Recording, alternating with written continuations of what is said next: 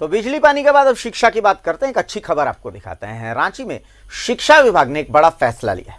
विद्यालय शुल्क यानी कि ट्यूशन फी में किसी प्रकार की बढ़ोतरी नहीं होगी। स्कूलों को पूर्ववत संचालन जो शुरू होना है उससे पहले सिर्फ ट्यूशन फीस हर महीने के दर पर लिया जाएगा।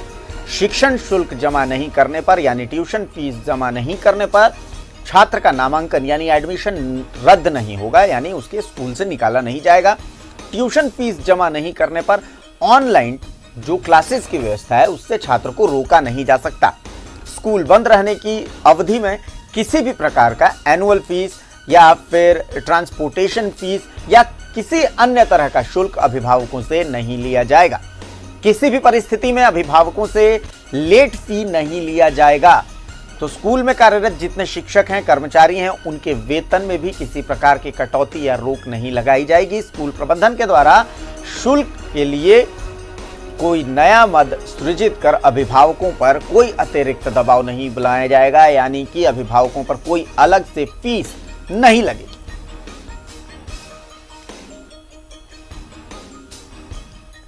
तो ये एक बड़ी खबर है, अच्छी खबर है, आपके लिए खबर है कि अगर आपके बच्चे किसी प्राइवेट स्कूल में पढ़ते हैं तो सिर्फ आपको ट्यूशन फी देना है। ट्यूशन फी के अलावा कोई अतिरिक्त फी अगर स्कूल डिमांड करता है तो आप इसकी कंप्लेन अपने जिले के डीसी से कर सकते हैं। आपके लिए सरकार ने यह व्यवस्था की है कि भाई कोई भी स्कूल जो है वो ट्यूशन फी के अलावा और कोई फी नहीं लगाएगा। अगर किसी कारण से आप ट्यूशन फी भी नहीं दे पा रहे हैं तो भी आपके बच्चे को ऑनलाइन क्लासेस से रोका नहीं जा सकता। आपका बच्चा ऑनलाइन क्लास कर सकता है। ये तब तक होगा जब तक कि स्कूल बंद है। स्कूल खुलेंगे उसके बाद फिर स्कूल जो फीस लगाते हैं वो फीस ले सकते हैं। इसके साथ साथ बड़ी समस्या ये आ रही थी कि भाई स्कूल में जो लोग काम करते हैं, जो शिक्षक काम करते हैं, उनके लिए ये कहा जा रहा था कि भाई उनकी बात नहीं हो रही, तो सरकार ने उनकी भी सुनी है। और अब ऐसे शिक्षकों को जो प्राइवेट स्कूल में पढ़ाते हैं या ऐसे कर्मचारी जो प्राइवेट स्कूल में काम करते हैं, उनका वेतन भी नहीं कटेगा। स्कूल को उनका वेतन भी देना है और कोई नया मद बना करके स्कूल कोई नई फीस नहीं ले सकती। लेट फीस स्कूल नहीं लगाएगी।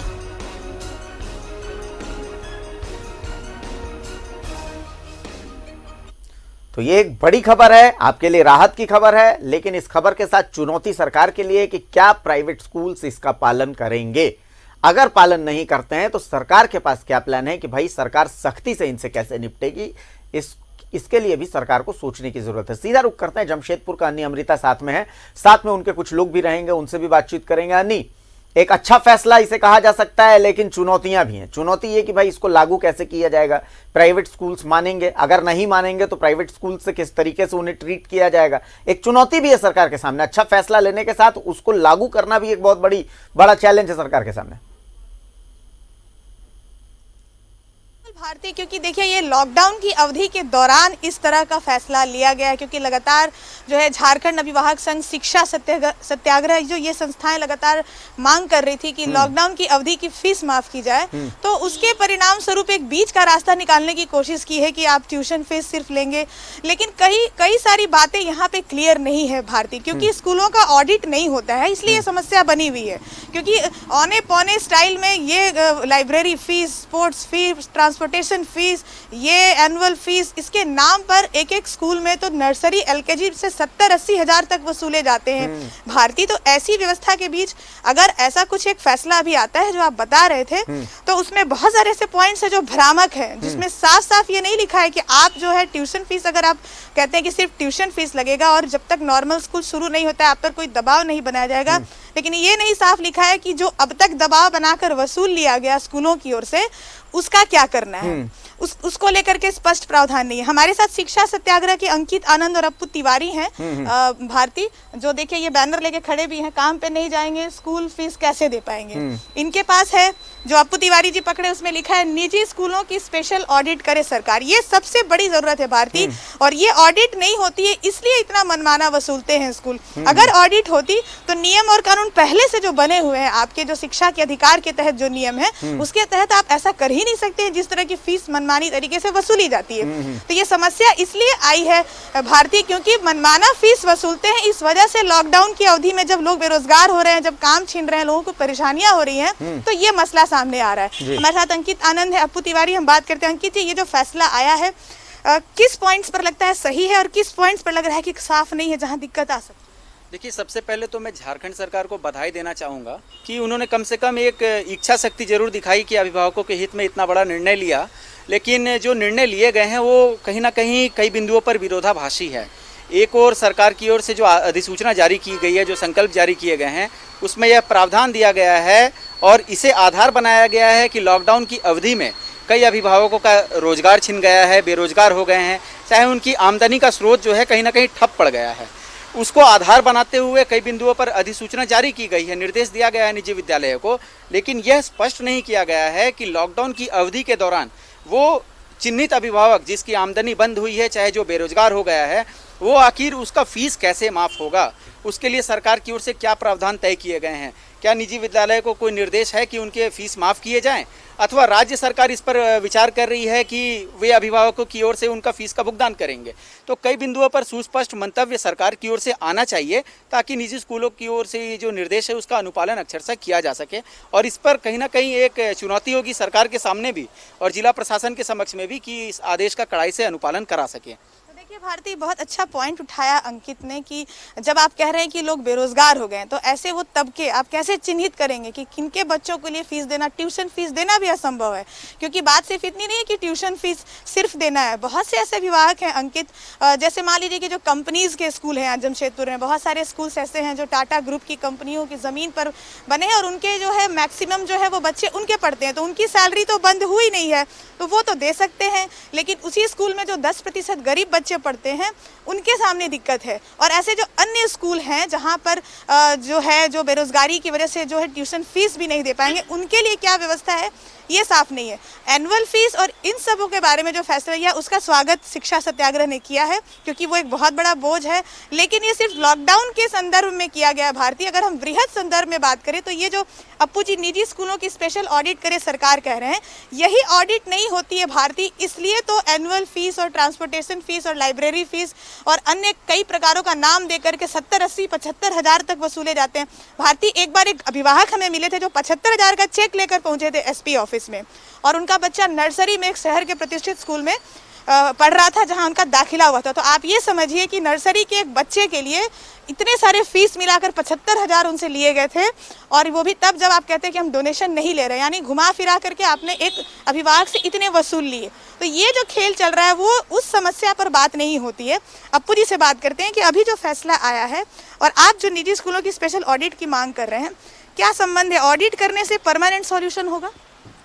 जी, सरकार की तरफ से जो फैसले आए हैं वो कहीं ना कहीं वो स्कूलों के पक्ष में जाते दिख रहे हैं। वो एक तरह से लोक लुभावन फैसले आए हुए, और ऑडिट कराना ये सबसे बड़ी जिम्मेदारी है। और इससे निजी स्कूल जितने सभी पीछे हट जाते हैं, सरकार इसमें पीछे हट जाती है। ऑडिट कराने से कहीं ना कहीं उन लोगों को अपनी जो सरकार की तरफ से जो लाभ होने का जो दिखता है वो दिखाई नहीं देना चाह रहे। हम लोग इससे मांग करते हैं कि तुरंत इसका ऑडिट कराइए, 3 साल का ऑडिट कराइए, पूरा आय व्यय का ब्यौरा दे दीजिए, सारा का सारा हल निकल जाएंगे। एक तरफ आप कहते हैं कि अभिभावकों को, स्कूल के टीचरों को फीस में कमी नहीं होना चाहिए। एक अभिभावक हैं जिनके 4 टेलर हैं, 4 महीने से खड़े हैं, उनके ड्राइवर का पैसा, उनका गाड़ी का इंस्टॉलमेंट, उसके बाद अपना खाने का रोजगार, इसके बाद आप कहते हैं कि स्कूल के बच्चों का फीस भरिए, कहाँ से दे पाएंगे? आज 4 महीने से नाई परिवार के लोग जो हैं दुकानें बंद हैं, उनके तरफ खाने का लाले पड़े हुए हैं, वो भीख मांग रहे हैं अपना खाने के लिए, वो स्कूल के बच्चों को कहाँ से फीस दे पाएंगे? सबसे बड़ी समस्या है आज के परिवेश में।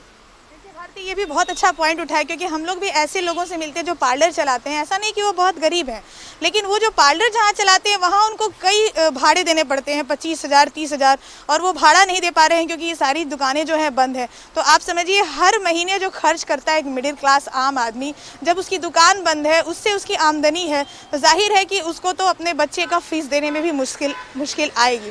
तो ऐसे सेक्टर्स जो बंद पड़े हैं आज भी, उनके बच्चों के लिए क्या व्यवस्था स्पेशल होगी ये नहीं बताया गया है इसमें। यही शिक्षा सत्याग्रह की मांग है कि ये भी स्पष्ट होना चाहिए भारती। चलिए अप्पू जी का भी बहुत बहुत शुक्रिया और अंकित जी का भी बहुत बहुत शुक्रिया। अन्नी, आपका भी शुक्रिया कि आपने वो पॉइंट्स दर्शकों के सामने रखे, शायद सरकार अगर देख रही है तो सरकार के सामने भी रखे, जिन पॉइंट्स पर सरकार को विचार करने की जरूरत है, सोचने की, समझने की जरूरत है कि हाँ ये फैसला तो लिया है, लेकिन इस फैसले को लागू करवाने के साथ साथ चुनौतियां और भी हैं।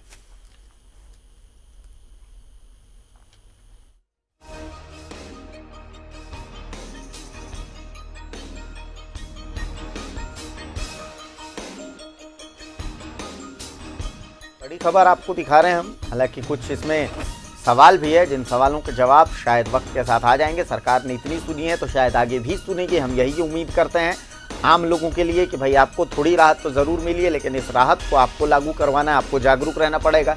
अगर स्कूल फीस, ट्यूशन फीस के अलावा दूसरे तरह की फीस मांग रहा है तो आपको कम से कम आवाज़ तो उठानी पड़ेगी।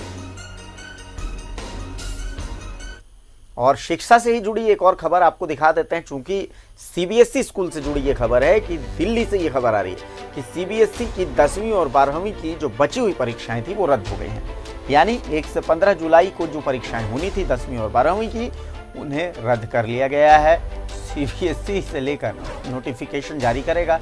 स्टूडेंट्स का असेसमेंट उनके पिछले 3 एग्जाम के आधार पर होगा।